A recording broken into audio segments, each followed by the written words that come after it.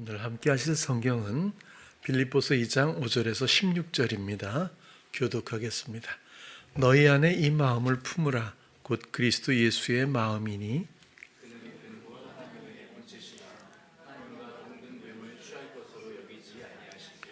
오히려 자기를 비어 종의 형체를 가져 사람들과 같이 되었고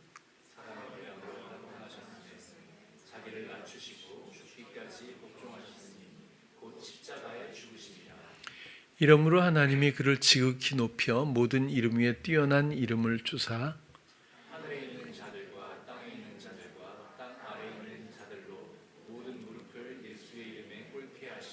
모든 입으로 예수 그리스도를 주라 시인하여 하나님 아버지께 영광을 돌리게 하셨느니라.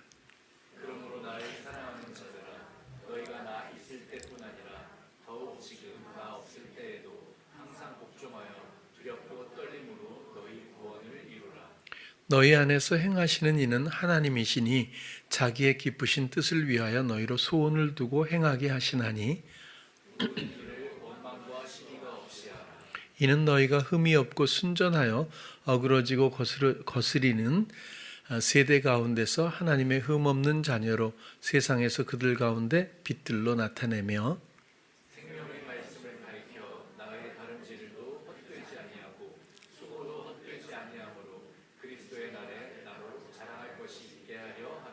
아멘. 오늘 새해를 맞아서 이렇게 교회에 나와서 우리가 예배 드리고 있는 모든 성도님들 특별히 축복하고요. 집에서도 또 아기들 때문에 특별히 사정 때문에 못 나와서 또 요즘에는 이제 뭐 유튜브로도 하고 또 실시간으로도 예배도 참여하고 하는데 이젠 좀 더 익숙해진 것 같죠. 그래도 특별한 사정이 없으면 교회에서 함께 예배드리면 훨씬 좋을 것 같아요. 아무튼 모든 성도님들 축복하고 더 크고 맑은 소망을 가지고 출발했으면 하는 생각입니다. 너희 안에 이 마음을 품으라. 곧 그리스도 예수의 마음이니 그리스도 예수의 마음을 품는다는 것 이게 어떤 걸까? 사실 원문을 보면요. 너희 안에 이 마음을 품으라. 품으라는 마음의 훈련을 하다, 마음에 두다, 주목하다, 관심을 기울이다, 생각하다 이런 모든 의미들이 있다고 해요. 그러면 우리 마음 안에 관심을 기울이고 생각하고 또 마음에 두고 주목하고 그렇게 하라는 건데, 그렇죠? 그게 이제 품으라는 뜻인데 곧 그리스도 예수의 마음이니 연결고리가 조금 애매할 수 있거든요. 어떻게 예수님의 마음을 품는 것일까라고 원문은 그리스도 예수의 마음이란 단어가 아니고요. 곧이란 단어와 마음이란 단어가 같은 단어인데 이것은 관계대명사 혹은 지시대명사로서 뭐뭐한 것 그러니까 예수 그리스도 의 마음, 의는 또 N이에요. 안에 그런 뜻이잖아요. 못못 안에 그리스도 안에 있는 그 무언가죠. 그리스도 안에 있는 그런 관계적인 어떤 그런 것들을 우리가 주목하고 관심을 기울이고 또 생각하고 마음에 두고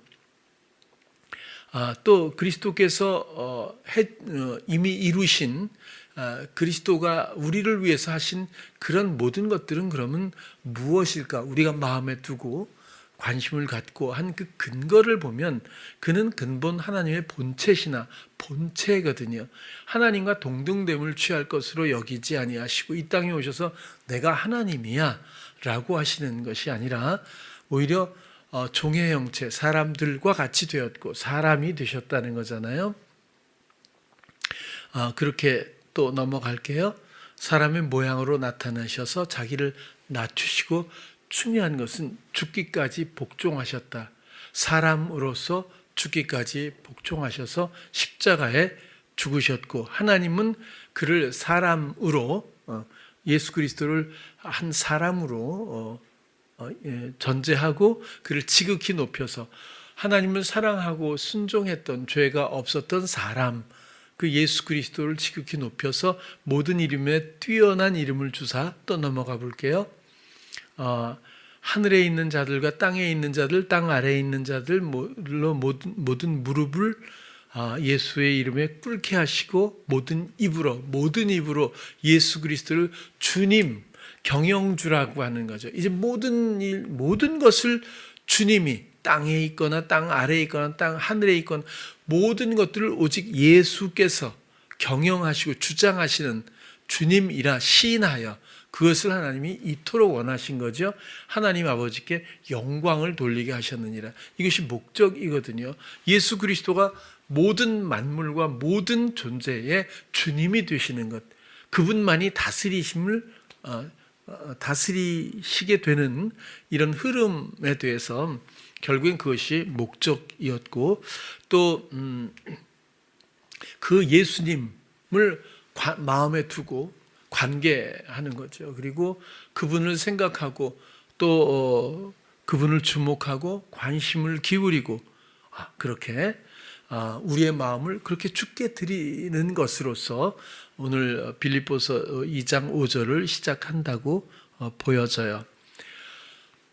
주님이 정말 우리의 주인이 된다는 것이 이렇게 어려운 줄 몰랐어요. 저는 그냥 이렇게 얘기하면 되는 줄로 늘 생각을 했는데 일부러는 아니라는 걸 알아요. 여러분들도 잘 안 되는데도 되고 있다고 생각하는 사람이 훨씬 많고, 또 그 필요성에 대해서 진지하게 바닥까지 내려가는 가난함으로 또 깨끗함, 청결함으로 그 마음을 주께 드려서 주님 예수 그리스도가 나의 진정한 왕, 다스리는 어떤 주님이 되시도록 하는 이런 설정이 이토록 어려운 건지에 대해서 너무 많이 생각하게 돼요. 다시 말하면 모든 순간 주님과 떨어져서는 안 됩니다. 우린 주님의 백성이고 나무의 가지가 떨어져서는 될까요? 이건 논리에 안 맞는 거잖아요. 비유적으로 물론 나무와 가지지만 가지는 나무에 붙어 있어야 되잖아요. 바람이 불거나 눈이 오거나 비가 오는 게 중요한 게 아니라 가지는 그저 나무에 붙어 있는 그 상태가 정상이죠. 근데 우리의 삶은 어떻죠? 떨어졌다 붙었다 붙는 경우도 별로 없지만 이게 도대체 어떤 상황이 어떻게 설명을 해야 될지 모를 정도거든요. 저는 이런 것들이 명백하게 정리되었으면 하는 거예요. 왜? 주님은 명백하게 우리의 주님이 되셨거든요. 이제 남은 것은 우리들의 자각, 인식이고 인정함이고 마음을 드리는 것이고 우리의 마음을 두고 관심을 갖고 주목하고 생각하고, 그래서 주님이 나의 주님이 되셔야 마땅한 마지막 남은 이 숙제와 같은 숙제라기보다는 미제나 마찬가지인데, 이게 해결되지 않는 이 문제가 이 새해를 맞이한 첫 시간에 우리가 함께 나누고 정돈했으면 하는 마음으로 이 말씀을 드려요. 성경에 기뻐하라 그러잖아요. 그러면 기뻐해야 된다고 해요.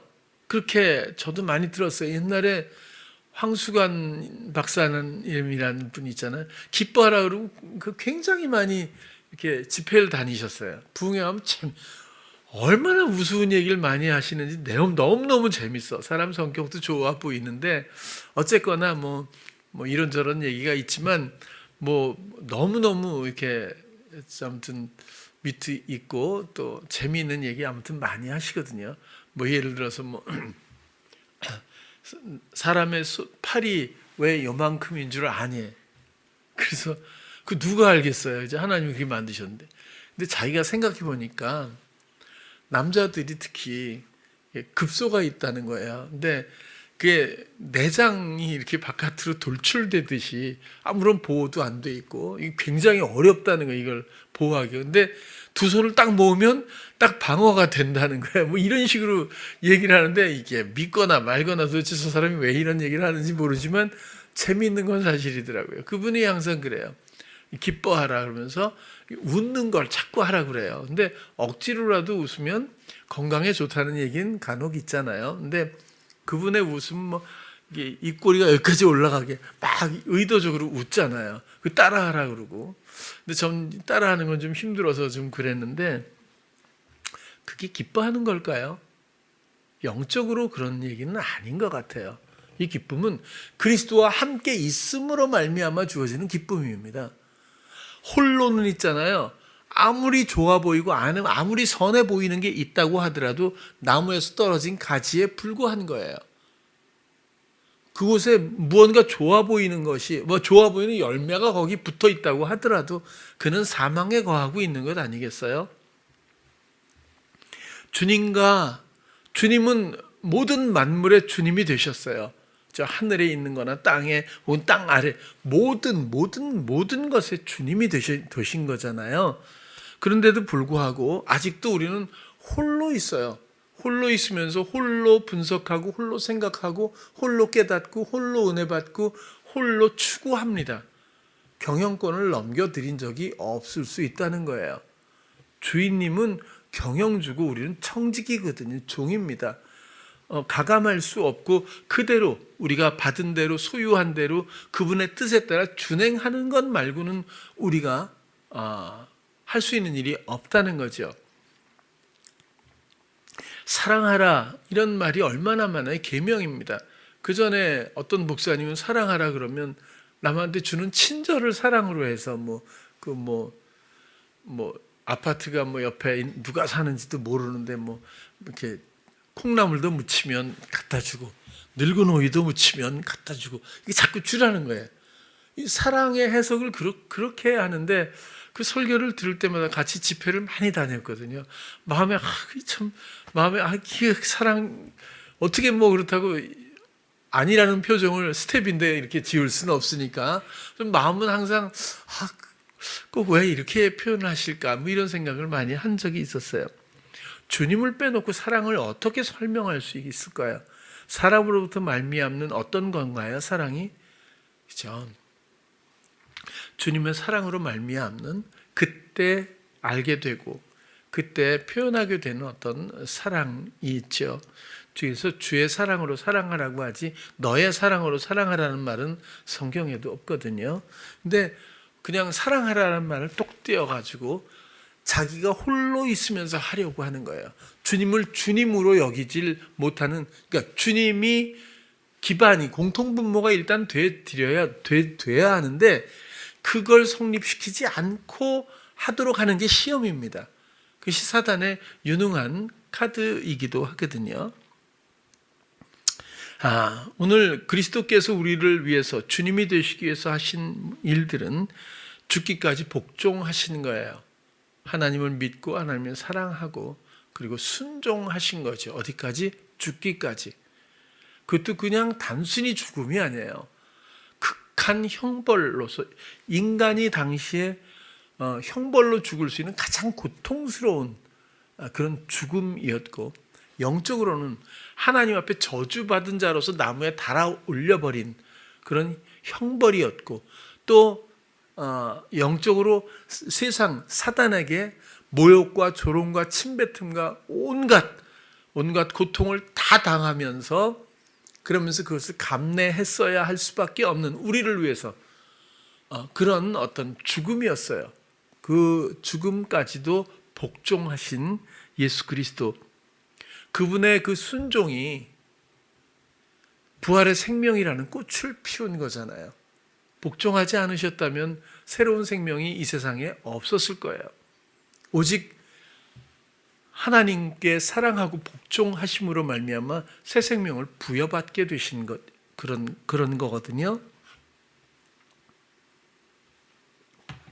이제 그 주님을 우리는 주목하고 관심을 갖고 주님만을 생각하고 그 순종이 하나님께 대한 그 순종하셨던 그분이 나를 다스리심으로 나도 그 순종의 일부가 되는 또 다른 존재가 되는 이런 원리로서 그분이 우리의 주님이 되시는 것이 복음입니다.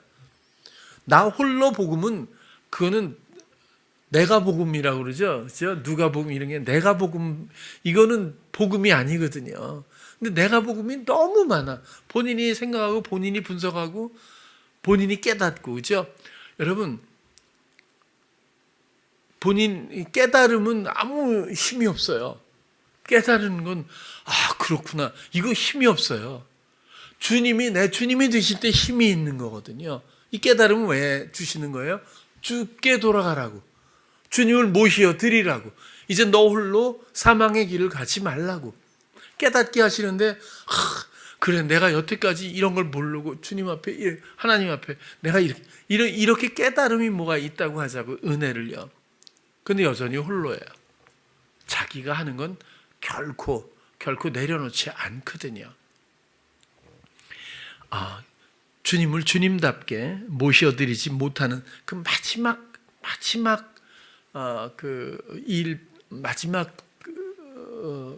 풀질 못해요.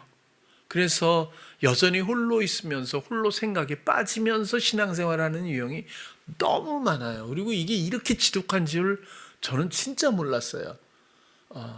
의도가 아니면서도 이렇게 연약하고 어리석을 수밖에 없다는 것이 사람이구나.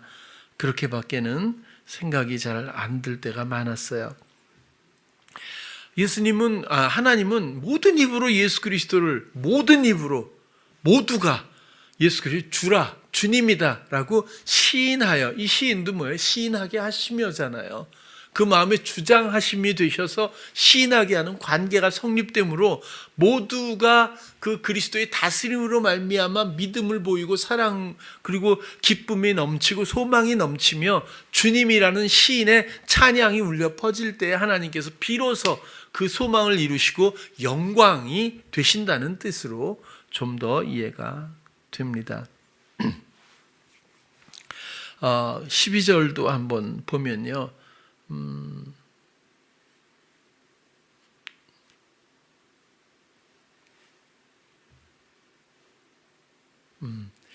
그러므로 나의 사랑하는 자들아 너희가 나 있을 때뿐만 아니라 바울이 더욱 나 없을 때에도 항상 순종하여 두렵고 떨림으로 너희 구원을 이루라. 순종함으로 구원을 이룬다. 순종이란 뜻이 휘파코라고 했잖아요. 여기 복종으로 되어 있지만 순종이란 뜻이 같은 휘파코는 무슨 뜻이에요?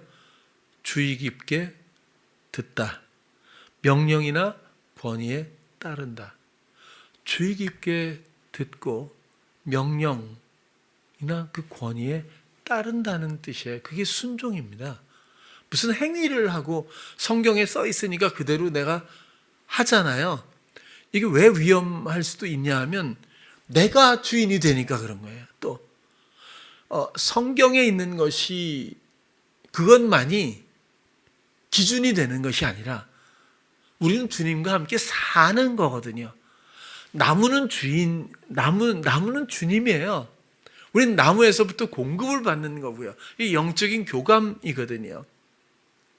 그래서 그 말씀이신 그분이 성령께서 자의로 말하지 않고 듣는 대로 말씀하시는 그분의 모든 우리가 관심을 갖고 주의 깊게 들으면 우리가 감각되거든요. 그런 것들을 우리는 당연히 주시는 힘에 따라 순종하게 되고 또 믿고 시인하게 되거든요. 이런 것들이 바로 복종이고 그것이야말로 우리의 구원입니다. 왜냐하면 그리스도의 뜻대로 우리는 준행하는 삶을 살게 되기 때문에 사망 권세로부터 우리는 구원을 받게 되는 거죠.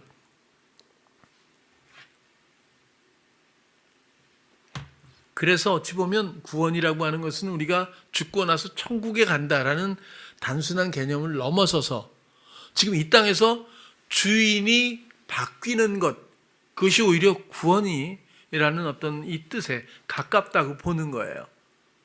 그전에는 내가 주장했잖아요. 이것은 부추김에 의한 주장입니다. 진짜 나는 바지사장이고 진짜 주인은 이 사단이거든요.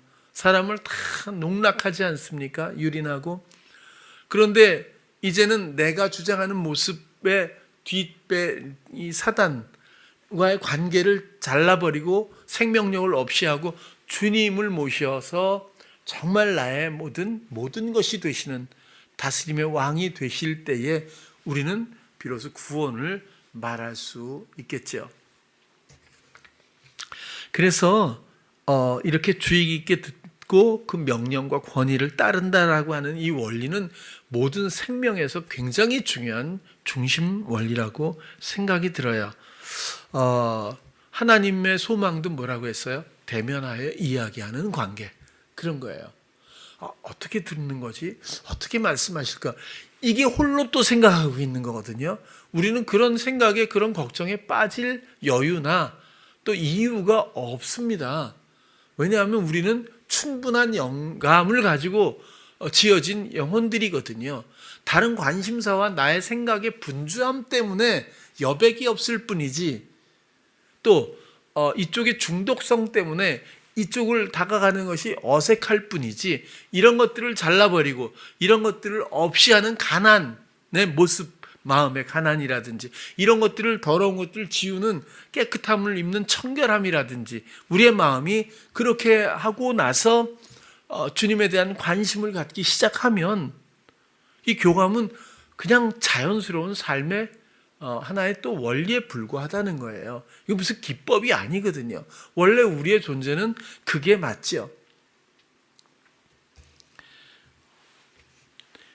사울도 그래서 사무엘상에 보면 그런 얘기가 나오잖아요. 사무엘이 사울에게 이르되 나는 왕과 함께 돌아가지 아니하리니 이는 왕이 여호와의 말씀을 버렸으므로 여호와께서 왕을 버려 이스라엘 왕이 되지 못하게 하셨음이니이다.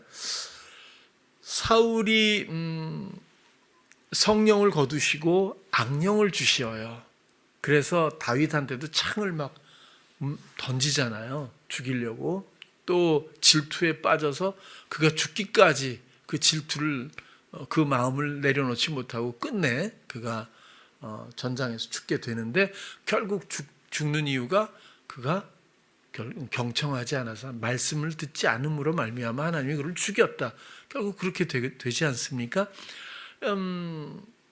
처음부터 그랬던 건 아니에요. 사울도 처음에는 말씀을 순종했죠. 그러나 어느 순간에 이렇게 바뀌고 말아서 변질된 거죠.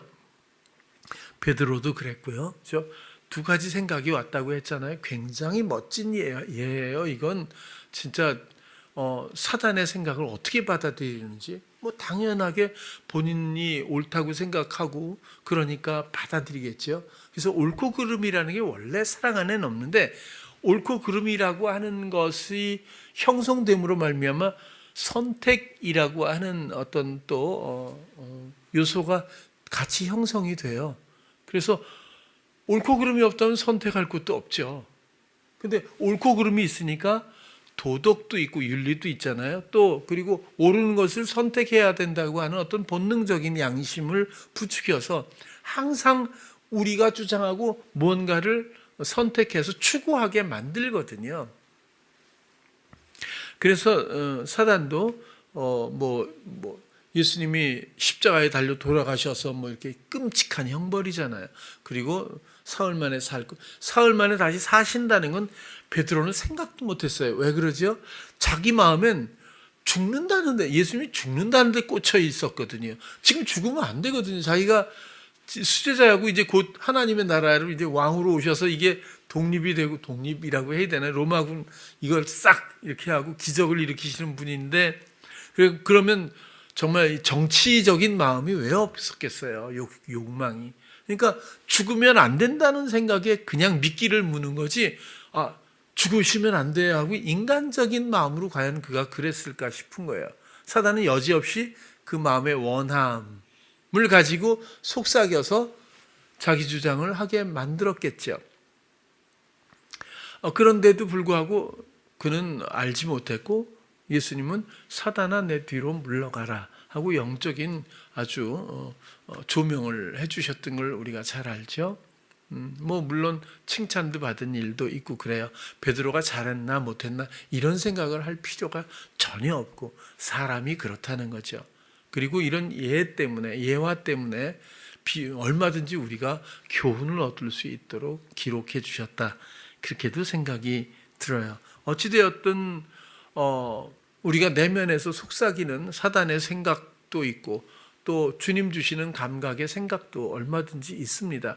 내 마음이 정하지 못하면 주님 그리스도께로 방향을 잡고 나의 모든 것들을 내어드리는 정한 마음이 아니라면 이쪽에서 살아남을 방법은 거의 없을 거예요. 이것은 모든 사람이 거의 마찬가지라고 봐요. 그래서 산제사가 이 과정에서 너무너무 중요한 거예요. 이쪽과 관계했던 그 인격을 이젠 하나님 앞에 죄인으로서 이제 생명력이 없도록 만들어버리는 단절의 어떤 선택이 확고해야 합니다. 그리고는 그리스도를 바라보고 모든 것들은 그리스도와 함께하는, 여러분 어떤 순간도 아침에 일어나서 밤에 다시 잠을 자고 우리가 의식이 없을 때는 뭐 어쩔 수 없지만 수면 상태에서 어떤 순간도 주님을 놓쳤나? 나 홀로 생각하고 있나? 이걸 생각해 보세요. 그럼 어렵지 않아요. 저 같아도 홀로 생각에 빠질 때가 있거든요. 순식간에. 중요한 건 마음만큼은 언제나 주님의 것이라는 것을 확인하지 않아도 내 스스로 인정이 되고 있어요. 여러분들도 난 그렇다고 봐요. 그 마음이 있으니까 이 시간에도 함께 예배 드리고 소망을 갖고 새해를 맞이하면서, 그렇지 않겠어요? 그 마음은 다 있다고 봐요. 그런데 홀로 생각에 빠져서 자기 주장의 길을 가고 있는 이 상태에 대한 위기를 잘 못 느껴요. 위험성을. 그러니까 그 길로 가면서 간혹 예수님, 이걸 유지하면서 예수님을 찾을 때가 있죠. 찾아도 은혜를 주셔요. 그러면 안전하다고 생각하는 거거든요. 나는 주님을 사랑해 라는 생각을 떠올리면 진짜 자기가 주님을 사랑하고 있다고 느끼려고 하는 것 같아요. 그러니까 이런 게 굉장히 만연된 시험이라는 거죠. 홀로 생각인지 아니면 주님과 대화 중인지. 대화 중이 아니라도 언제나 주님이 주인 되신다는 건 이런 뜻이거든요. 어떤 상황이 있어. 오늘도 송구영신 추운데 또 이렇게 오잖아요. 여러분 고민하신 분은 없겠다고 싶지만 오늘 내가 좀 감기 기운이 좀 있는 것 같기도 하고 갈까 말까, 안 가도 주님이 내 마음을 아시지 않을까. 홀로 있는 거예요. 그런 게. 그죠? 뭔가 그래도 가야지. 여러분 대단한 것 같죠? 홀로 있으면 안 된다니까요. 그럼 주님 사랑합니다. 나를 인도해 주세요. 그렇게 하다 보면 벌써 가고 있거나 또 안 가더라도 저는 그 마음 하나로 함께 기뻐할 수 있지 않을까라는 거예요. 근데 홀로 생각이 빠져 있으면서 마치 주님과 함께 있는 듯이 본인을 여기고 있으면 제 마음도 힘들거든요, 사실은.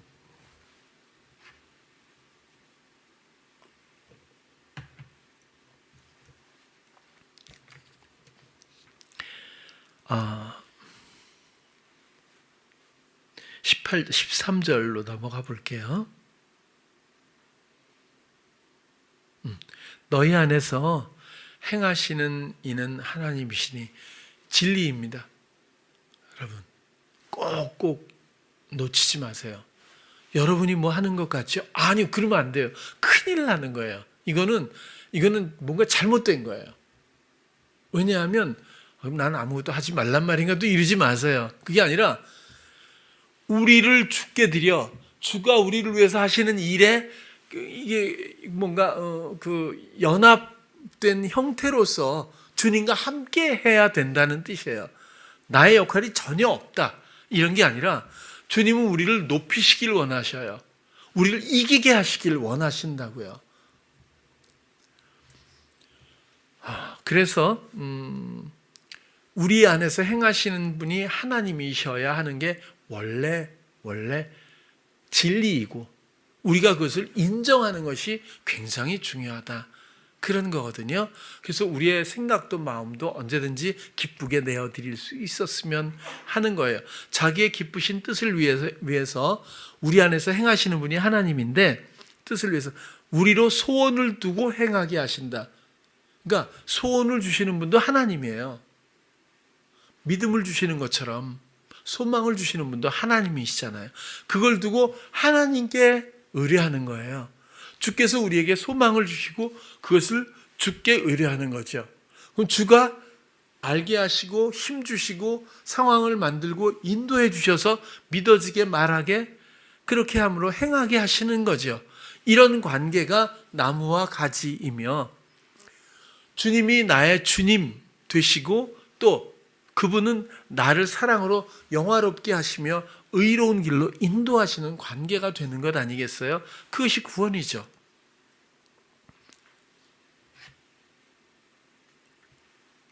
사단의 시험은 주는 생각은 교묘합니다. 하도 중독이 돼서 이게 시험인지도 몰라요. 잘 모를 때가 너무 많거든요. 주께 마음을 드리면 아마 알게 하시지 않을까 싶긴 한데 어쨌거나 참 저도 작년입니다. 지난주에 월화수목금 해가지고 목요일 날이 성탄절이었고 그날은 시험이 없더라고요. 성탄절은 참 귀한 날이에요. 근데 월요일, 화요일, 수요일, 그다음에 목요일 성탄, 금요일 할 거 없이 계속해서 엄청난 시험이 왔었어요. 너무너무 큰 시험들이 뭐 진짜 그냥 청년들과 함께 하고 있는 올리브푸드가 그 한 사건으로 인해서 그냥 한순간에 와해되고 망할 수밖에 없을 수 있는 그런 일들이 월요일도 일어나고 화요일도 일어나고 수요일도 일어나고 뭐 금요일도 일어나고 계속 일어났어요. 이게 어떻게 이런 일이 있을 수 있을까 할 정도인데 근데 이 모든 것들을 그냥 아마 성진이는 또 규현이도 옆에 있었고 그 함께 일은 알 거예요. 그 상황이 얼마나 마음을 피폐하게 하고 또 무너지게 하는지. 그러나 그런 스트레스보다는 이렇게 회방이 클 때는 반드시 어떤 과도기고 이것은 은혜가 넘친다. 그걸 못 견디거든요, 사단이. 아주 못 견뎌요. 그러니까 그렇게 하는 건데 이것은 제가 경험상으로 말씀을 드릴 수 있는 거예요. 그러니까 저도 청년 때 같았으면 뭐 여지 없었겠지만 하도 살다 보니까 사단의 속성을 충분히 이해를 하거든요. 그래서 이렇게 회방이 큰 건 회방으로 안 끝나요. 반드시 전환점이 있어요. 그리고 예비된 은혜가 큰 은혜들이 있어요. 그러면 그 은혜를 받기 전에 사단은 못 받게 하려고 엄청 그러는데 주님은 성격이 좀 이상해서 늘 허용을 해요. 늘 허용을 해서 뭐 단련의 의미가 있는지는 모르겠어요. 근데 그것마저 막아주시면 얼마나 좋겠어요. 근데 다 허용을 해요. 허용을 하고 테스트인지는 모르겠지만 어쨌거나 그래놓고 실제로는 사단의 회방이 이루어지게는 안 하시더라고요. 언제든지. 중요한 건 주님을 주목하고 사단의 회방도 주님이 다스리는 일부일 뿐입니다. 그죠? 그러면 왜 그러시는지 나는 어떤 것을 알길 원하시는지 나의 역할은 무엇인지 내 마음을 더 민감하게 드리면서 인도를 받아요. 아무런 신호가 없을 수 있어요. 그러나 마음을 빼앗기지 않고 주를 바라보고 주목하고 기대하면서 기다리면 하나하나 정말 놀랍게 이런 것들이 그렇게 해소가 돼요. 그러니까 사단의 뜻대로는 끝내 하나님이 버리듯이 그렇게 하시진 않더라고요. 만약에 큰 치명적인 어떤 일을 경험하게 하신다면 그건 굉장히 중요한 의미가 있어요. 나중에 보면 그 수가 얼마나 중요한 수인지를 알게 되는 때가 분명히 올 거라고요. 그냥 그게 무슨 일이었을까 막 이럴까 봐 예를 들면 이렇게 편의점에 납품할 때 바코드라는 게 있어요. 이게 딱 찍으면 그렇잖아요. 그걸 딱 찍어서 상품을 주잖아요. 그런 게 있는데 이 사고가 나면 그냥 끝이에요. 그 경고를 한 2번 받았어요. 이 사고가 나면 안 된대. 그런데 일하시는 어떤 아주머니가 147개인가를 딴 걸 붙였어. 그게 아니라 하루 다음 걸 붙인 거예요.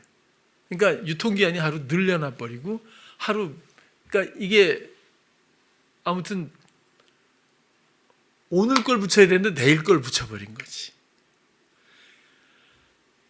그 147개가 나갔는데 이게 한 5일 정도 이게 유통되잖아요. 그러면 업주들이, 점주들이 그걸 보고 해피콜에 올리기 시작하면 이게 이제 우린 바코드 사고 처리반에서 이렇게 돼가지고 그냥 끝날 수 있는 거예요. 147개가 그죠? 적은 숫자가 아니잖아요. 5일이 지나도록 한 건이 없었어요. 그러니까 미리 팔렸다는 뜻일 수도 있고 먹기도 했겠지만 아무튼 그러니까 어떻게 그럴 수가 있지라는 그런 거예요. 그리고 성진 얘기는 하지 말아야 되겠지. 뭐 잘못 또 한 걸 잘못 왕창 붙인 거예요. 그런데 이게 나가기 직전에 태종이가 좀 모자란다고 해서 태종이가 가다가 이상하다고 이게 출고되기 전에 발견을 해가지고 다 뜯었어요. 해가지고 또 원래 태종이가 요즘에 눈썰미가 별로 없는데 어디 갔어? 그거 어떻게 정말 뒷발로 잡은 것처럼 그 제가 표창 준다 그랬어요. 그 규현이가 막 태종이가 여태까지 한 일 중에 제일 잘했다고 막 그럴 텐데 우연치고는 묘한 그런 게 있어요. 이런 일들이 계속 일어났던 거거든요. 여러분, 사람 내가 상대하면 늘 피폐하게 돼 있잖아요. 그렇다고 해서 방관하기 위해서 주님 난 몰라요 이런 도피가 아니잖아요. 땅에 있는 것, 하늘에 있는 것, 땅 아래에 있는 것까지 주님이 되셨어요. 하나님으로 말미암아, 그렇죠? 주님이 되셨는데 왜 우리는 진정 주님을 믿는다고 하면서조차 아직도 홀로 가는 길에서 위험성도 위기도 못 느끼는 그런 삶을 혹시 살고 있진 않나 자꾸 높아심의 말씀을 드리는 거예요. 명백해야 되거든요. 이제 선명한 그런 믿음, 신앙을 가졌으면 좋겠다는 거예요. 여러분, 바울이 중매한다고 하잖아요. 중매란 단어가 뭐냐면 보면 결혼하다 이런 뜻이에요. 중매에서 소개팅만 계속 해준 게 아니잖아요. 결혼이 목적이라니까요. 그럼 결혼한다는 게 무슨 뜻이에요? 무엇으로 결혼해요? 함께 자고, 함께 먹고, 함께 가고, 함께 이야기하고, 함께 도모하고, 함께 사는 거죠. 여러분, 주님하고 그렇게 하고 있어요? 아니면 소개팅으로 끝나는지도 모르겠어요. 여러분, 이렇게 결혼하는 게 쉽지는 않죠. 그죠? 소개팅만 많이 한 사람들도 있는데, 주님하고는 하셔야 돼요. 함께 먹고, 함께 자고, 함께 이야기하고, 함께 도모하고, 해야 될 것 아니에요? 그죠? 여러분들이 그래야 주님의 신부 되는 거잖아요. 근데 왜 홀로 있어요? 아니, 뭐라고 하는 건 아닌데, 올해는 그러지 말자는 얘기를 하고 있는 거예요.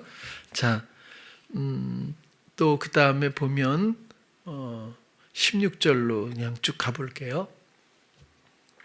생명의 말씀을 밝혀 나의 다름질도 헛되지 아니하고, 그러니까 복음을 전하고 중매했던 이 모든 일들, 또 주님으로 시인케 했던 모든 일들, 그의 사역이죠. 사역의 길. 또 수고도 헛되지 아니함으로 그리스도의 날에 나로 자랑할 것이 있게 하려 함이라. 생명의 말씀을 밝혀. 생명의 말씀을 밝힌다고 하는 이 밝혀의 뜻도 보면 굳게 잡다, 보유하다, 못 떠나게 붙들다. 생명의 말씀을 굳게 잡고 보유하고 못 떠나게 붙들어서, 그래서 여태까지 내가 했던 모든 사역의 이 복음의 길, 또 그런 수고들, 이런 것들이 헛되지 않게 되므로 너희들이 그렇게 붙들어서 그리스도의 날에 내가 이렇게, 주님 이렇게 당신의 아내들을 이렇게 중매해서 결혼시켰어요 뭐라든지 이렇게 생명의 말씀으로 순종, 복종하는 성도들로 삼았던 이런 일들에 대해서 자랑할 것이 있게 하려 함이라, 뭐 그렇게 풀어볼 수 있겠어요. 여러분, 아까도 깨달음 얘기했잖아요. 하나 더 깨달음에서 말씀드리면, 깨달음으로 제발 안심하지 마세요. 그렇죠? 맞아. 뭐 설교 듣고 깨달을 수 있고 성경을 보고도 깨달을 수 있잖아요. 중요한 건요, 옛사람이라고 했잖아요. 주님의 사람이든지 아니면 자기가 주장하고 있는 옛사람의 깨달음은 정말 중요한 게 아니에요. 깨닫는 게 중요한 게 아니라 깨닫는 그가 죽어야 되는 거거든요. 깨닫는 그가 더 이상 생명력이 없도록 만드는 게 중요하죠. 은혜도 옛사람이 받는 은혜가 있고 새 사람으로서 받는 은혜가 있어요. 성경이 말하는 것은 새 사람으로서의 받는 은혜지 옛사람에 대한 은혜가 아니에요. 성경은 무조건 이 옛사람의 죽음, 이것이 세례, 마음의 할례, 산제사 이전 것, 뭐 굉장히 많은 이야기들로 말미암아 이것의 해결을 너무 많이 중복해서 지금 경고하고 있잖아요. 반드시 이것은 전제되어야 한다는 뜻이거든요. 마지막으로 오늘 누가복음 8장 19절에서 21절, 예수의 모친과 그 동생들이 왔으나 무리를 인하여 가까이 하지 못하니 혹이 고하되 당신의 모친과 동생들이 당신을 보려고 밖에 섰나이다. 예수께서 대답하여 가라사대 내 모친과 내 동생들은, 여기서부터 같이 읽을게요. 시작. 곧 하나님의 말씀을 듣고 행하는 이 사람들이라 하시니라. 여러분, 우리는 영적인 가족입니다. 마음은 원이로되 이런 얘기 이제 하지 말고 선명한 정한 마음, 사랑의 마음 주께 드리고 죽기까지 복종하신 그 순종하신 나의 주 예수 그리스도가 나를 아름답게 자유함 가운데서 유연하게 순종하게 하셔요. 말씀에 우리는 그 기쁨이 있습니다. 그것만큼 하나님 앞에 영광이 되고 아름다운 일이 있을까요?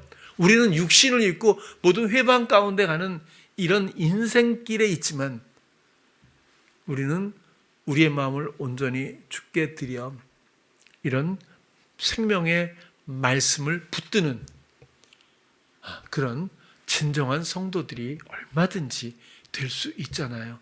간과하지 않기를 원해요. 정말 진정으로 이 새해의 시작을 홀로 있지 않기를 원해요.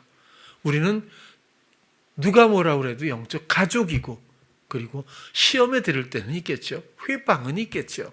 그러나 우리의 온 마음들은 더 이상 의심의 여지 없는 깨끗한 주님 앞에 하나님의 백성들이고 자녀들이라고 하는 것을 기뻐했으면 하는 것뿐이에요. 여러분, 올해는 또 많은 것들이 기다리겠죠. 또 다른 함정도 회방도 시험도 있을 거예요. 그러나 주님이 다스리시는 그 세계에는 그 어떤 것도 의미가 없습니다. 허용하시는 뜻은 우리의 유익을 위해서지 우리를 힘들게 하기 위한 목적은 전혀 없기 때문에 우리는 그런 것들을 기대하고 믿으며 오히려 그런 관심사로 주께 물으며 또 그런 것들을 알게 하시는 그 힘의 감각에 힘입어 주님을 더 소망하고 주님을 더 신뢰하고 사랑할 수 있는 한 해가 되었으면 하는 마음으로 오늘 또 이 말씀을 함께 나누었어요. 그렇죠? 그저 마음의 결단 이런 걸로 끝나지 않길 바라요. 우리의 삶을 드리는 첫 시간, 모든 올 한 해를 오직 주님과 동행하며 홀로 있지 않는다. 그리고 그런 성도로서의 기쁨이 우리 모두에 있기를 다시 한번 소망합니다. 기도하겠습니다. 사랑의 주님, 오늘 새해 첫 시간을 맞아서 우리가 하나님 앞에 온 마음으로 예배를 드립니다. 그리고 우리의 마음을 드림으로 말미암아 주장하시는 나의 주 오직 예수 그리스도의 모든 다스림을 소망합니다. 너무 신실하고 너무 지혜로우신 사랑의 주님의 모든 일들을 기대하며 신뢰하며 의뢰하기를 원합니다. 우리 모든 성도님들 진정한 영적 가족들이 되게 하여 주시옵소서. 예수님 이름으로 기도드렸습니다. 아멘.